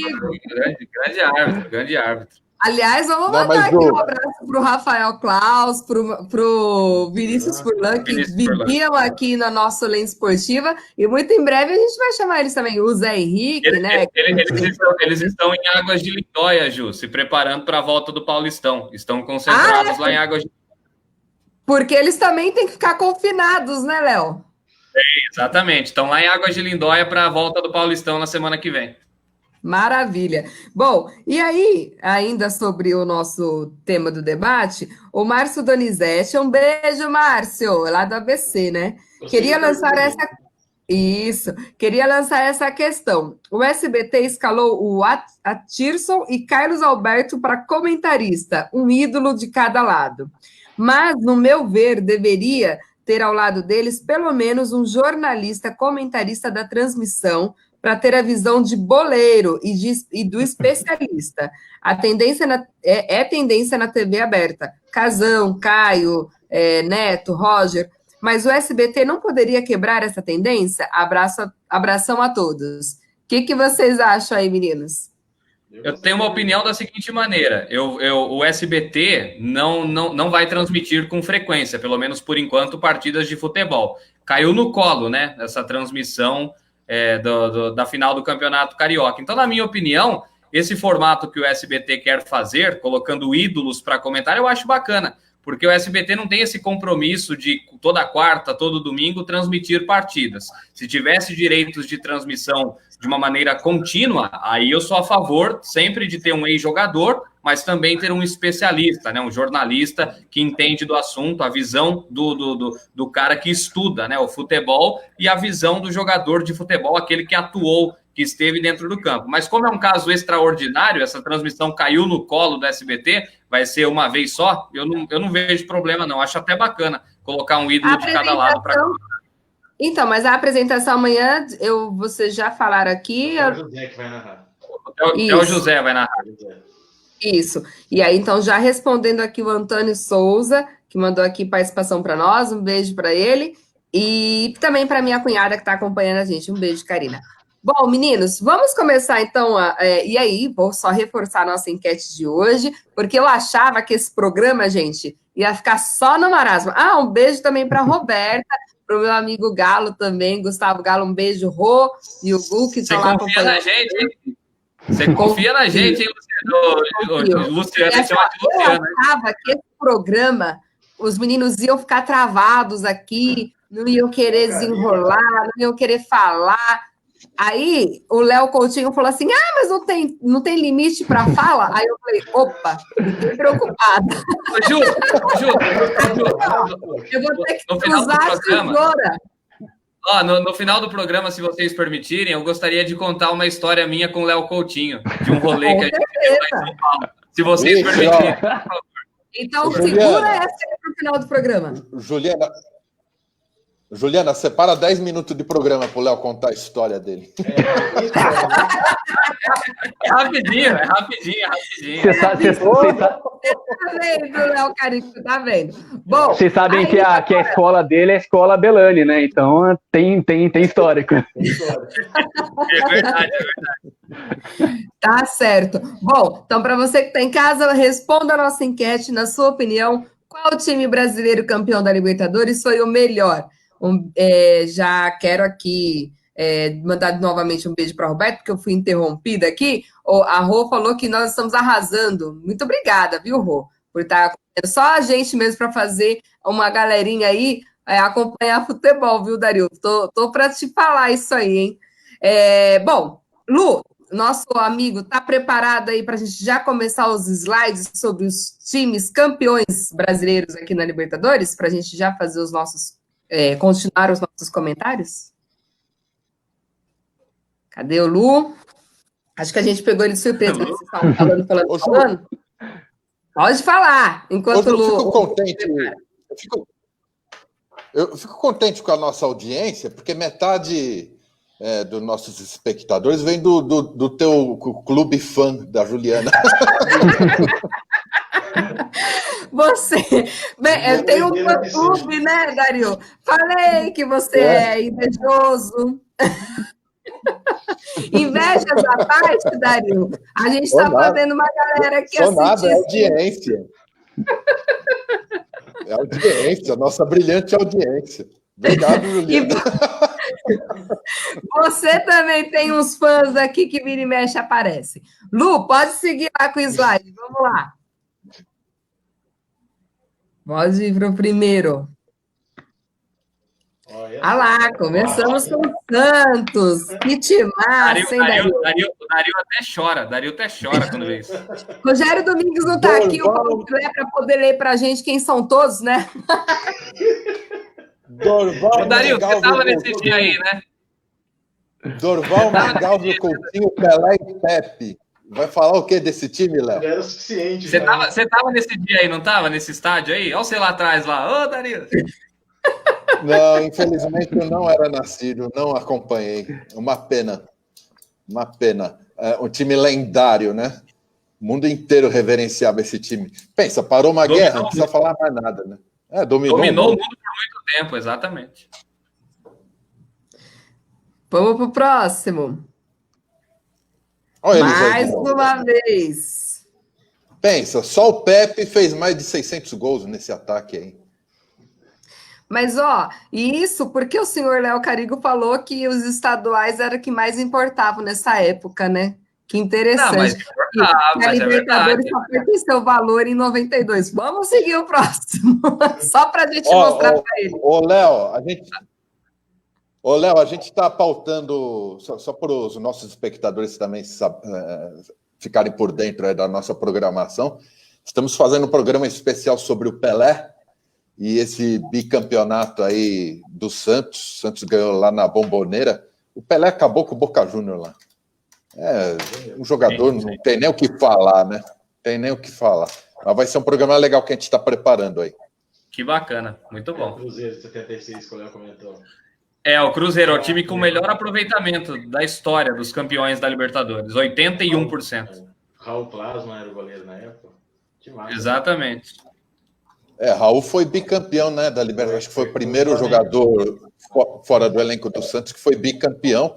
E dizem, né, eu também não acompanhei, eu tinha 5 anos de idade nessa época, mas dizem que o meio de campo do Cruzeiro foi um dos melhores que o Brasil já teve. Piazza, Tostão e Dirceu Lopes. Sim, isso mesmo. Esse que é um time fantástico. Bora pro próximo. Esse eu vi. Esse aí eu vi. Com toda a ajuda do amigo Apito. Era um... Teve Apito amigo aí, Dario? Mas jogava esse time, hein? Andrade, e vale lembrar que esse é o Flamengo que pôs o Liverpool na roda, né? Depois. Sim, exatamente. Andrade, Adili, Zico, Tita, Nunes e Lico. Time fantástico. Eu vi esse time sair sangrando de campo. Pensa, era no futebol e na paulada. Maestro Léo Júnior, né? Também comandando ali. Sim. Júnior e Leandro na zaga, nas laterais. Exatamente. É um esquadrão, né? Era um time maravilhoso. Exatamente. Vamos lá. Aí tem Barbarense, hein? Oswaldo Vidal. Né? Tem Barbarense aí, exatamente. Hugo de Leon, zagueiro ali. Renato Gaúcho gastando a bola nessa época. Para mim são os dois destaques, né? O Hugo de Leon. Isso. Que jogador brilhante. Ele saía. Incrível. Ele saía sangrando de campo. Ele saía da zaga distribuindo o jogo, pensa. E o Renato, eu não vou nem discutir. Ele foi o fator. O Renato matava dentro e fora de campo, né? Sim. Mas para mim, acho que foi o melhor ponteiro direito que eu vi jogar. Olha que beleza. Vamos lá. Ó o nosso tricolor paulista aí, ó, rapaz. E a demora, né, para o time brasileiro voltar a ganhar depois, né? Escala esse time aí, Marcelo. Olha, cara, ali nós temos Palinha, Raí, Zete, Pavão, O resto não consigo destruir muito, nem que a imagem não ajuda muito. Mas A partir daí a Libertadores tomou força, né, senhor Léo Caribe? Exatamente. Começou a ter importância aí, em 92. Sem vergonha. Ô, Léo, não conseguia ganhar, cara. Não conseguia. Supremacia de Uruguai e Argentina. Não era... O brasileiro que passou... o brasileiro que passou a aprender de novo a competir, né? Verdade. Outro timaço aí também do São Paulo em 93. Mais um outro Grêmio aí, ó. Assisti esse dia atrás esse jogo, né? O jogo da final do Grêmio. Grêmio do Paulo Nunes. Isso. Paulo Nunes e Jardel, Felipão, né? Jardel, Felipão, Roger, exatamente. Roger Machado. Darley no gol. O Arce, né, que jogava no Grêmio na época. O Adilson Batista. Sim. Engraçado o caso do Jardel, né? Muitos jogadores não souberam, né, lidar com o fim da carreira, né? Essa coisa do estrelato, da fama, estar no meio de público, participar de espetáculos. Aí, quando o cara encerra a carreira, ele cai numa depressão e às vezes se envolve até com... O Jardel fazia muito química. O Jardel fazia muito gol. Os melhores cabeceadores, acho que era Paulo Nunes, Arce e Jardel, né? A força desse time. O que aconteceu com a apresentadora? Ela saiu? Cadê a Juliana? Cadê a Juliana? Foi embora, foi dormir. Vamos mandando aí agora. Aí, o timaço do Cruzeiro. Aí tem Barbarense também, capitão, inclusive, hein? Wilson Gotardo. Wilson Gotardo. Barbarense, capitão desse Cruzeiro aí. Palinha. Eu trabalhei com o irmão do Gotardo na Claro. É isso mesmo, já ia falar. A gente tentou trazer ele, né, Dario? Sim, um amigão meu. Não preciso fazer contato com ele, muito gente boa. Verdade, que legal. Verdade. Fudida no começo de carreira, né? Mas tinha um bom time, né, o Cruzeiro também. Exatamente, muito bom. Os times da década de 90 eram muito fortes, né? Esse também do Vasco eu gostava muito. E o Vasco, hein, gente? Quem diria o Vasco aí nessa lista? Grande Vasco, hein? Que coisa, né? Luizão, Juninho Pernambucano. Pedrinho. Felipe jogava muita bola. Carlos Germano no gol. Carlos Germano jogava muito, catava muito. Aí ele foi pro Santos, não sei o que aconteceu. Aí não dá, né? Olha o Palmeiras aí. Aí começou Agora todo mundo já está em casa, todo mundo já nasceu, todo mundo já sabe, né, meninos? Aí, o negócio já está mais nítido, né? E o detalhe é que... Vai lá. Valeu. Pode falar. Não, pode falar, vai lá. Esse time aí já é da minha época também. O detalhe é que esse Palmeiras ele teve uma campanha problemática, né? Ele estreia, até vence 2 jogos, e aí o Palmeiras perde 3 seguidas, passa em segundo na chave, o Corinthians passa em primeiro, e aí tem uma campanha só com adversário forte pela frente, o Vasco, que havia sido campeão em 98, depois o Corinthians nas quartas, jogo que consagrou o Marcos, inclusive, que era um reserva do Palmeiras, e assumiu a meta na primeira fase ainda quando tem a lesão do Veloso contra a União Barbarense, se eu não me engano. O Veloso se lesionou contra o União, quem assume é o Marcos se torna esse ídolo que a gente conhece hoje, né?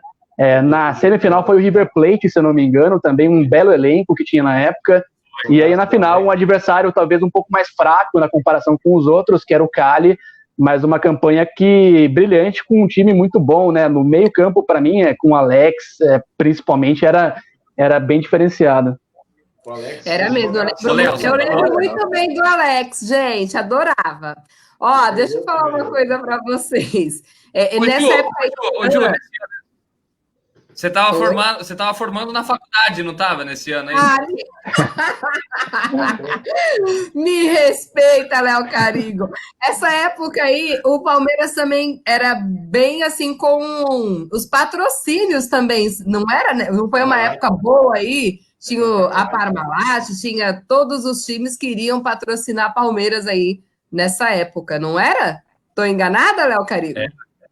Não, é isso mesmo, é isso mesmo. Era a época das vacas gordas, né, no futebol brasileiro. Tanto é que o Márcio Coelho falou bem que na década de 90 nós tivemos aqui no Brasil muitos esquadrões, né? Times fantásticos na década de 90, e isso só foi possível graças aos patrocínios. O Flamengo, o Flamengo, por exemplo, ali no final da década de 90, teve aquele que foi considerado o melhor ataque do mundo, mas não rendeu, né? Que foi Romário, Edmundo e Sávio, aquele trio de ataque.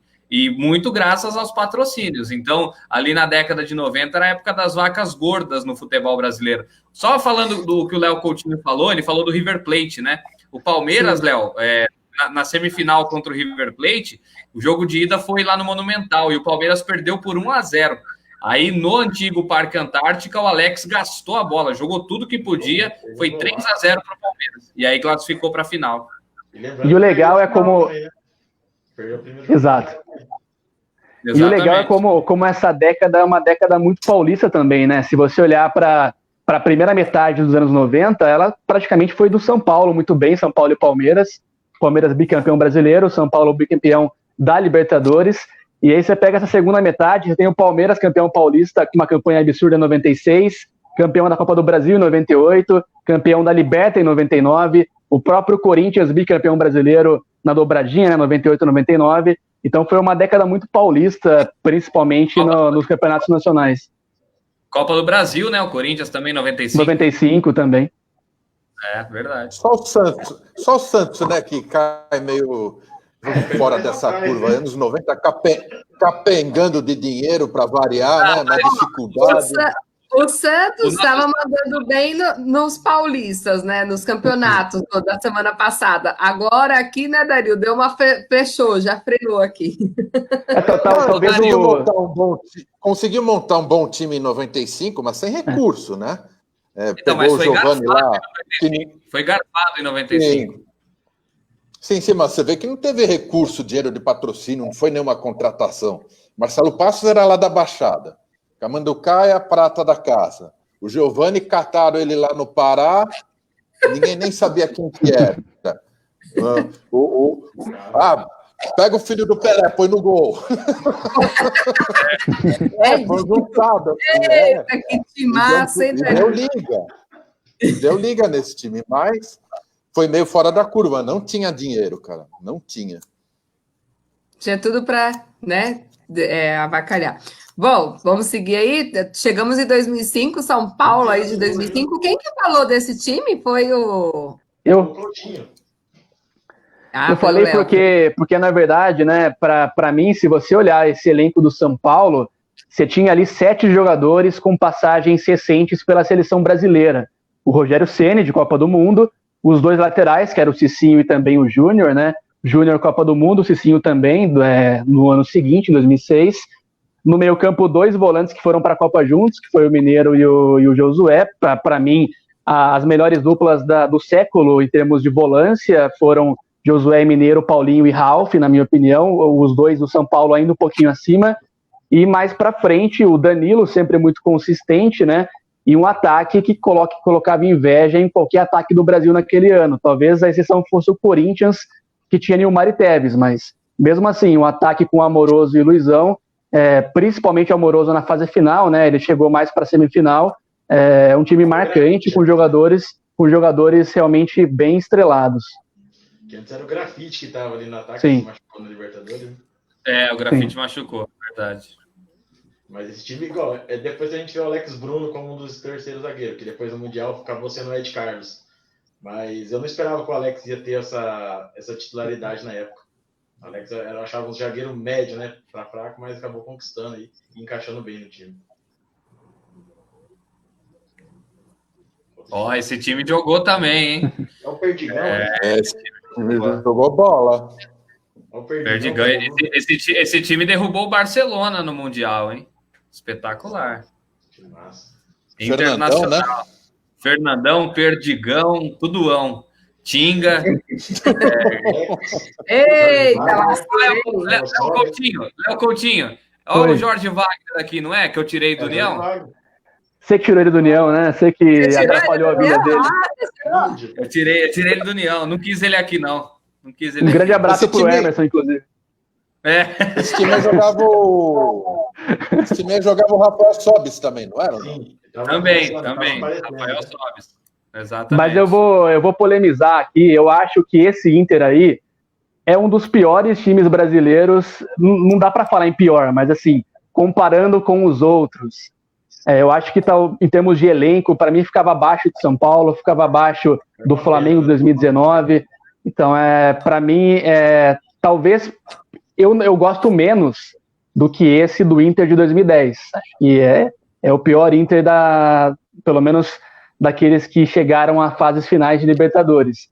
Mas esse de 2006 era um coletivo muito legal também, né? Era um time que funcionava muito bem coletivamente, mais do que talvez a parte individual. E o São Paulo tinha Ricardo Oliveira na época, se não estiver enganado, no ataque, né? Sim. Quando fez a final. O Ricardo Oliveira vinha sendo um dos destaques do São Paulo. E na final, acabou aí dando o Inter. Exatamente. Isso aí. Bora pro próximo aqui. O nosso tempo da live tá. A gente tem que reservar um tempinho ainda pro Léo contar a história. Vocês vão dar risada, hein? Eu vou dar risada. Vamos lá. 2010, ó. Olha que esse time era bom, né, Léo Coutinho? Nossa Senhora. Bolívar, Não, gente. O Inter deu uma sorte muito grande de, na final, pegar um time mexicano, né? E eu acho que, assim, foi uma campanha muito problemática. Se tinha o Fossati, que era o técnico, e aí na fase final, o Fossati chega até a semifinal da Libertadores, e eles decidem mandar embora o Fossati para trazer quem? Celso Roth. Que era completamente o contrário, o estilo de jogo e tal. Eu acho que foi uma campanha muito... Eu não sei como é que esse time ganhou a Libertadores, pra ser bem sincero com vocês, assim. O Chivas era mais fraco. Eu também não sei como. Por isso. Sim. Tanto é que no Mundial passou vergonha, né? Sim. E aí, Dario, nós nem lembramos desse time aí, hein, Dario? Mas foi um time bom, hein? É um cara importante. O cara do Santos esse ano era Durval. Não. Concordo. O Durval. O bem-humorado Durval, né? Ele é fantástico. Então, eu concordo com vocês. Esse time, eu achava o 2010 melhor do que esse time. Mas, enfim, né? A gente foi campeão da Libertadores com o Zé Love no ataque, por incrível que pareça. Mas era um bom time. O Arouca, Ganso, Neymar. O Neymar, nossa, foi a Copa Libertadores do Neymar. Mas, de novo, comentando, né? O Santos quase que não classifica. Ele vinha, né, sob o comando do Adilson Batista, e aí o Muricy assumiu, metade do elenco estava suspenso, conseguiu uma classificação histórica com o time reserva lá, jogando fora de casa, e aí depois deu liga da fase classificatória para frente. O Neymar jogou muita bola, né? O Neymar isso, jogou né, muita bola. O Neymar começou a jogar a bola na fase justamente quando precisava mais dele, né? Que foi no mata-mata. Porque na fase de grupos ele estava muito abaixo, o time inteiro, na verdade. Tanto que, como você falou, sofreu para classificar. E aí, quando chegou no mata-mata, o time evoluiu e o Neymar, daí ele começou a chamar a responsa e foi o cara da equipe, né? Tanto é que não era mais... Batista, né? Lá vamos nós para 2012, do Léo Carigo. Esse dia eu chorei barbaridades. Esse dia eu chorei barbaridade. Que time, rapaz. Precisava, né, Léo? Pelo menos um título precisava, né? Acabou a zoação. Acabou a zoação. Temos Libertadores. Tá louco. Depois ganhou o estádio. Sim, exatamente. Quando a gente for falar, a gente vai fazer um programa só sobre estádios aqui, viu, Léo Carigo? A gente vai te chamar na volta. Que fácil. Vamos para o próximo, 2017, olha aí. Grêmio, Luan jogando muito, Rei da América, 2017. Verdade. Mas é engraçado, né? Como o Renato Gaúcho pegou um apanhado de refúgio de um monte de clube e montou um time que deu certo e foi campeão da Libertadores. O Dario, ele faz isso como ninguém, né? Ele faz isso como ninguém. Sim. Assim como ele se acha melhor que o Cristiano Ronaldo, ele faz isso como ninguém para montar um time. Você saiu do São Paulo e fez o gol da final, não fez? Cícero pegou na final da Libertadores. Fez. Foi. Estava na reserva, refúgio, chegou lá. O único refúgio que ele não conseguiu fazer jogar bola foi o André Balada. Ah, mas aquele lá nem Guardiola acho que vai jogar.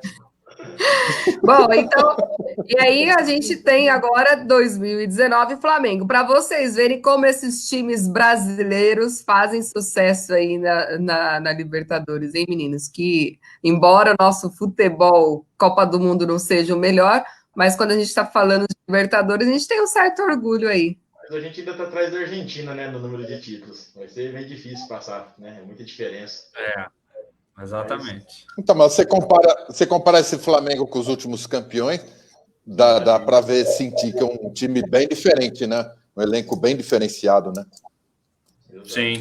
É o que o Léo Coutinho falou lá no início, né? O poder aquisitivo do Flamengo permitiu que contratasse jogadores que há 5 anos atrás a gente não imaginava que estariam jogando no futebol brasileiro. O Flamengo conseguiu fazer isso.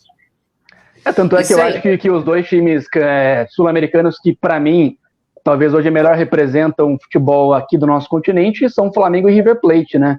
O River mais pela continuidade, porque vem já há muito tempo com o Galhardo, né? Campeão de Sul-Americana, bicampeão de Libertadores.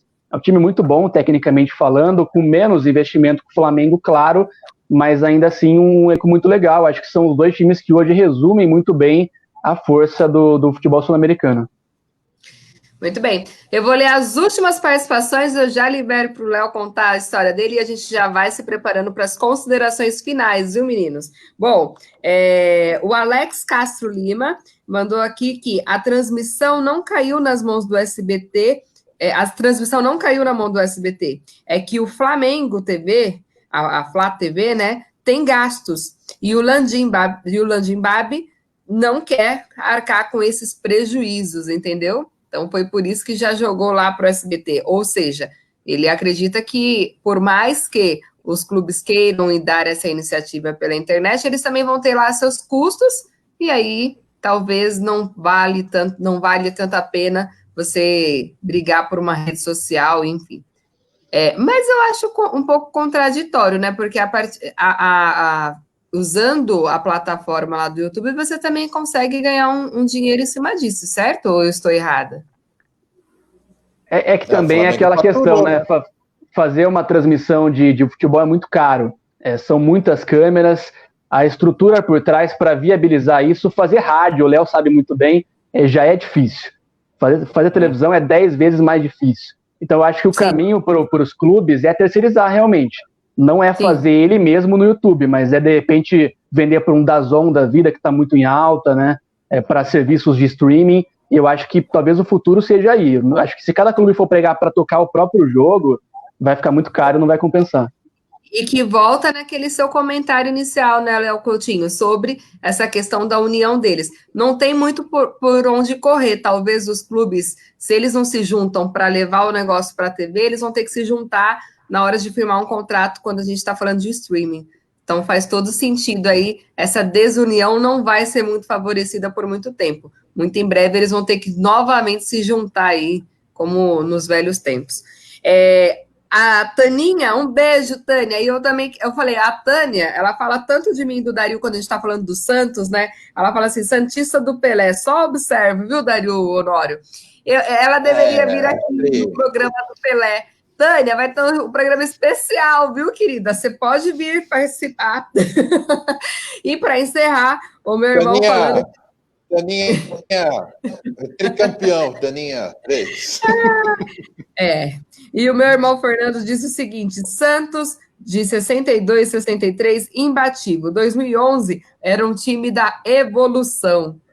Pode ser, né? Não foi assim um time tão lá, essas coisas, mas teve lá seus méritos. Bom, Léo, conta pra gente de onde você conhece Léo Coutinho. O Léo Coutinho também conta pra gente onde é que você está atuando no momento. O Léo Cariga a gente já sabe, né? Rádio Luzes, né, em Santa Bárbara do Oeste. O Léo tem vários projetos, né, Léo? Eu tenho, mas o Léo Coutinho é fera. E eu queria chamar a atenção que a gente está chamando ele de Léo Coutinho desde o início, mas está escrito Leonardo Oliveira, né? Nós que somos teimosos, estamos chamando ele de Léo Coutinho desde o início. Mas é Léo. Ah, é verdade. Ele é que sim. Porque quando a gente vai subir na live, a gente que digita lá. Então você prefere ser chamado de Léo Oliveira? É isso aí? Na verdade, assim, eu comecei na Rádio Brasil em 2014, e lá o Ricardo Camargo, que o Léo conhece muito bem, me nomeou de Léo Coutinho, porque um dos meus sobrenomes é o Coutinho, só que eu tenho talvez uma ligação mais próxima com o Oliveira da minha família. Então, quando eu fui para o Liberal, trabalho no Jornal Liberal hoje, há mais ou menos uns 3 anos, né, no jornalismo, fazendo Cidades e Polícia, não mais esporte, eu optei pelo Oliveira, mas assim, estamos em casa. E, na verdade, eu só quis usar Léo Coutinho e Léo Carigo porque eu achei que rimou, Léo Carigo. Para de escrever. Léo Coutinho. Mas, viu, Léo Coutinho tem mais nome de boleiro. É mais sonoro, né? A esportiva você vai ser Léo Coutinho. Eu queria falar o seguinte, o Léo entrou na Rádio Brasil e a gente trabalhou junto, né, em emissoras diferentes, mas fazendo o mesmo trabalho por algum tempo. A gente tem muita história boa, né? Cobrindo treinamentos do União, passamos muito nervoso juntos, né? Tendo que aguentar diretor, enfim, deixa eu ficar quieto, mas enfim. A história que eu quero contar é de novembro de 2018. Em novembro de 2018, teve um clássico na Arena Corinthians e São Paulo, Campeonato Brasileiro, reta final do Brasileiro. E aí, aqui no União Barbarense, tinha um diretor que trabalhava aqui nas categorias de base, que inclusive ele é candidato a presidente do Corinthians esse ano, que é o Augusto Melo.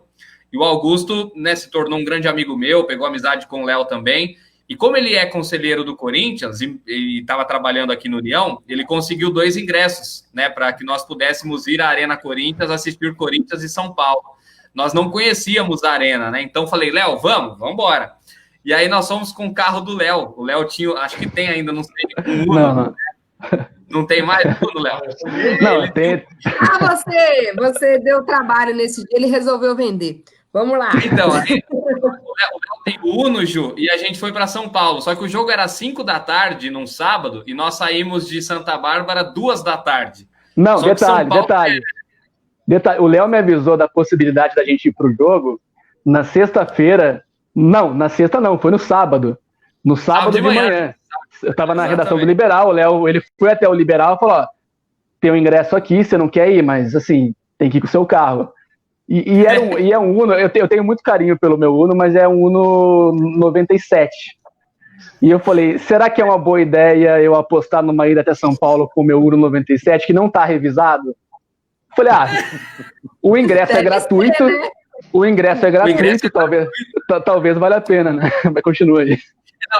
E num lugar super top do estádio, um lugar super bacana, e aí a gente foi. E aí, chegando na Marginal, tava chovendo, né? Começou a sair fumaça do capô do Ninho. E aí a gente falou, meu Deus do céu, na Marginal saindo fumaça do capô, o que a gente vai fazer? Aí o Léo parou num cantinho lá, a gente tentou ver o que era o problema, obviamente não chegamos a uma solução, e arriscamos, falamos, vamos embora, Léo, vamos lá. Chegamos atrasado no estádio, 12 minutos do primeiro tempo. Já estava rolando a hora que a gente entrou no estádio. Assistimos o jogo, a gente estava vislumbrado com tudo aquilo lá. Eu conheci o Dan Stuba, que naquele dia, aquele ator da Globo, ele estava lá no estádio, eu até tirei foto com ele, foi muito bacana. Só que daí na hora de ir embora... Não lembro. Aí a gente, na hora de ir embora, Ju, a gente entrou na Biboca de Itaquera lá, né? Cada lugar lindo, meu Deus do céu. E aí, não fala assim dos nossos amigos, não fala assim. Não, mas viu, eu amo Itaquera, é o local do nosso estádio, mas eu tô falando assim, é um lugar desconhecido pra gente. E aí a fumaça saindo do capô. Não, detalhe. O carro, o Uno, ele tem meio que um esquemazinho do carro em cima e você consegue ver mais ou menos onde está dando problema.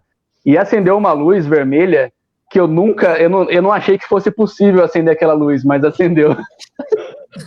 Aí a gente parou num posto de gasolina, Ju. E aí a gente deixou o cara arrumar o carro pra gente e ele falou que precisava colocar fluido, né, lá no carburador, não sei, entendo essas coisas. E aí, enquanto o cara colocava fluido, eu e o Léo, a gente entrou na loja de conveniência para comer, que a gente estava com fome. a gente achou que a conta ia ficar pequenininha, porque o cara falou que uma garrafinha de fluido era R$47. Beleza, a gente divide tudo certo. Só que o cara colocou 5 garrafas de fluido no carro. E aí ficou 200 e poucos reais. Sem autorização de vocês, meu Deus. E aí? E aí o Léo passou no cartão. O Léo passou no cartão. Mas assim, você imagina que a situação do veículo, ela começou a ficar ruim na ida, na Marginal, a gente a 1h30 de Itaquera. Então, assim, foi mais ou menos umas 5 horas de viagem contando tudo. Assim, eu não vou falar porque o horário não permite, mas assim, realmente foi um momento bem complicado. Chegamos em casa, era meia-noite. Chegamos em casa meia-noite por causa desse rolê aí. Foi muito louco. Ei, Léo, cara. Então, e o Corinthians não ganhou o jogo. O Corinthians empatou. O Corinthians não ganhou o jogo. O Itaquerão é longe, né? Afastado, né? É longe, Dario. O Itaquerão é longe, afastado até chegar. O carro ficou estacionado num buraco lá que a gente gastou R$30 de estacionamento. Eita, lasqueira. Bom, eu vou. Antes de encerrar. O buraco saiu caro. Exatamente. Antes de encerrar, um beijo para o Guilherme Castro, nossa última participação aqui do programa de hoje.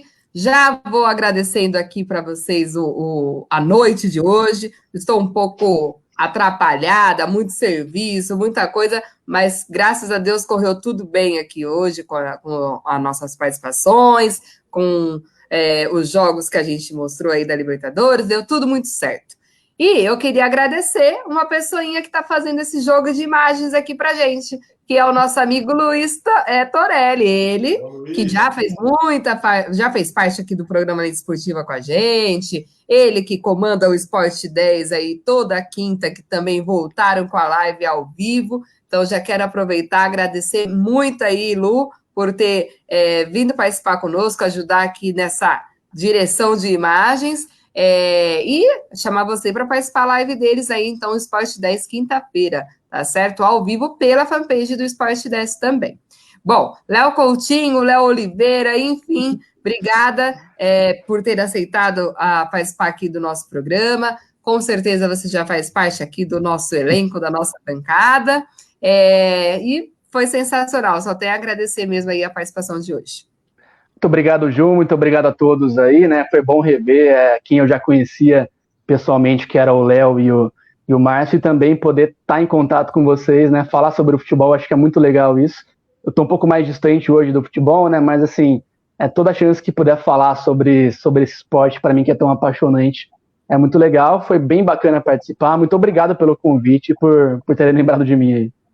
Tá certo. Léo Carigo, deu tempo, né, Léo? Você sabe que a gente estourou o tempo. Se fosse no ao vivo do programa lá no Net Cidade, a gente já teria sido expulso do ar. Já estaria assim, Furlanete já estaria assim. Mas muito bem, Léo. Obrigada, até a próxima. Obrigado, Ju. Eu agradeço. Sempre que vocês quiserem, estarei aqui à disposição. Um abraço para o Dario, para o Márcio Coelho, para o Léo Coutinho, meu amigo também. Todos vocês, né, são meus amigos aí de anos já. E eu sou muito feliz de tê-los na minha vida. Aproveitar e vender meu peixe aqui. Quinta-feira, 14h, o Márcio Coelho vai estar comigo, inclusive. Tem live na página da Rádio Luzes no Facebook com Mendel Bidlovski, repórter da ESPN, um cara de 4 Copas do Mundo, 3 Olimpíadas. Vai ser um bate-papo muito legal. O Márcio Coelho está comigo nessa. Beijo para todo mundo e até a próxima. Valeu. Arrasou, muito bem.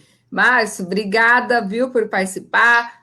Fez muito bem aí, às vezes, no lugar do senhor Rogério Domingues, que hoje está descansando um pouco com a família. Obrigada, viu, Márcio? Eu que agradeço, Ju, amigos aí do Lente Esportivo, pessoal de casa que acompanhou. Agradeço de coração mesmo por mais uma live e sempre que precisar, estamos aí. Vamos nessa, o programa só tem a crescer. Né? Eu queria mandar um abraço para todo mundo que acompanhou. Um beijo para a Rose também, que está acompanhando. Um beijão para ela. Ai, faz tempo que eu não mando um beijo para a Rose, hein? Gente, e 2 pessoas figuraças do nosso programa, a Rose e o Adilson, motorista. Falar aí, Adilson, motorista. Vou trazer as atualizações. Ele que estava com 80% do pulmão comprometido, depois tinha passado para 40, agora ele já está no quarto, gente. Então, graças a Deus, o pior já passou lá para ele, e se Deus quiser, muito em breve ele estará em casa com a família dele. Então, mandar um beijão aí para ele. Dario, obrigada, querido. Até a próxima, viu? Obrigado, Juliana. Foi um prazer de novo participar aqui desse programa aí. Mais uma noite brilhante. Obrigado, Léo Coutinho, pela participação e pela estreia. Valeu, Coelho, de novo. É bom estar com você na bancada. E, Carigo, grande abraço para você, mas estou esperando você me convidar para participar do teu programa. Que absurdo! Como se ele nunca tivesse chamado. Eu nunca convidei, né? Olha que sacanagem. Eu vou te defender, Léo, vou te defender. Esperando. Meninos, aguardem será aqui chamado em breve, será chamado em breve. Aguardem aqui no streaming para a gente tirar uma fotinha, tá bom? Tá bom. Não saem deslogando, não. Um beijo para vocês que estão em casa. Tchau, até a próxima terça-feira, se Deus quiser. Beijos.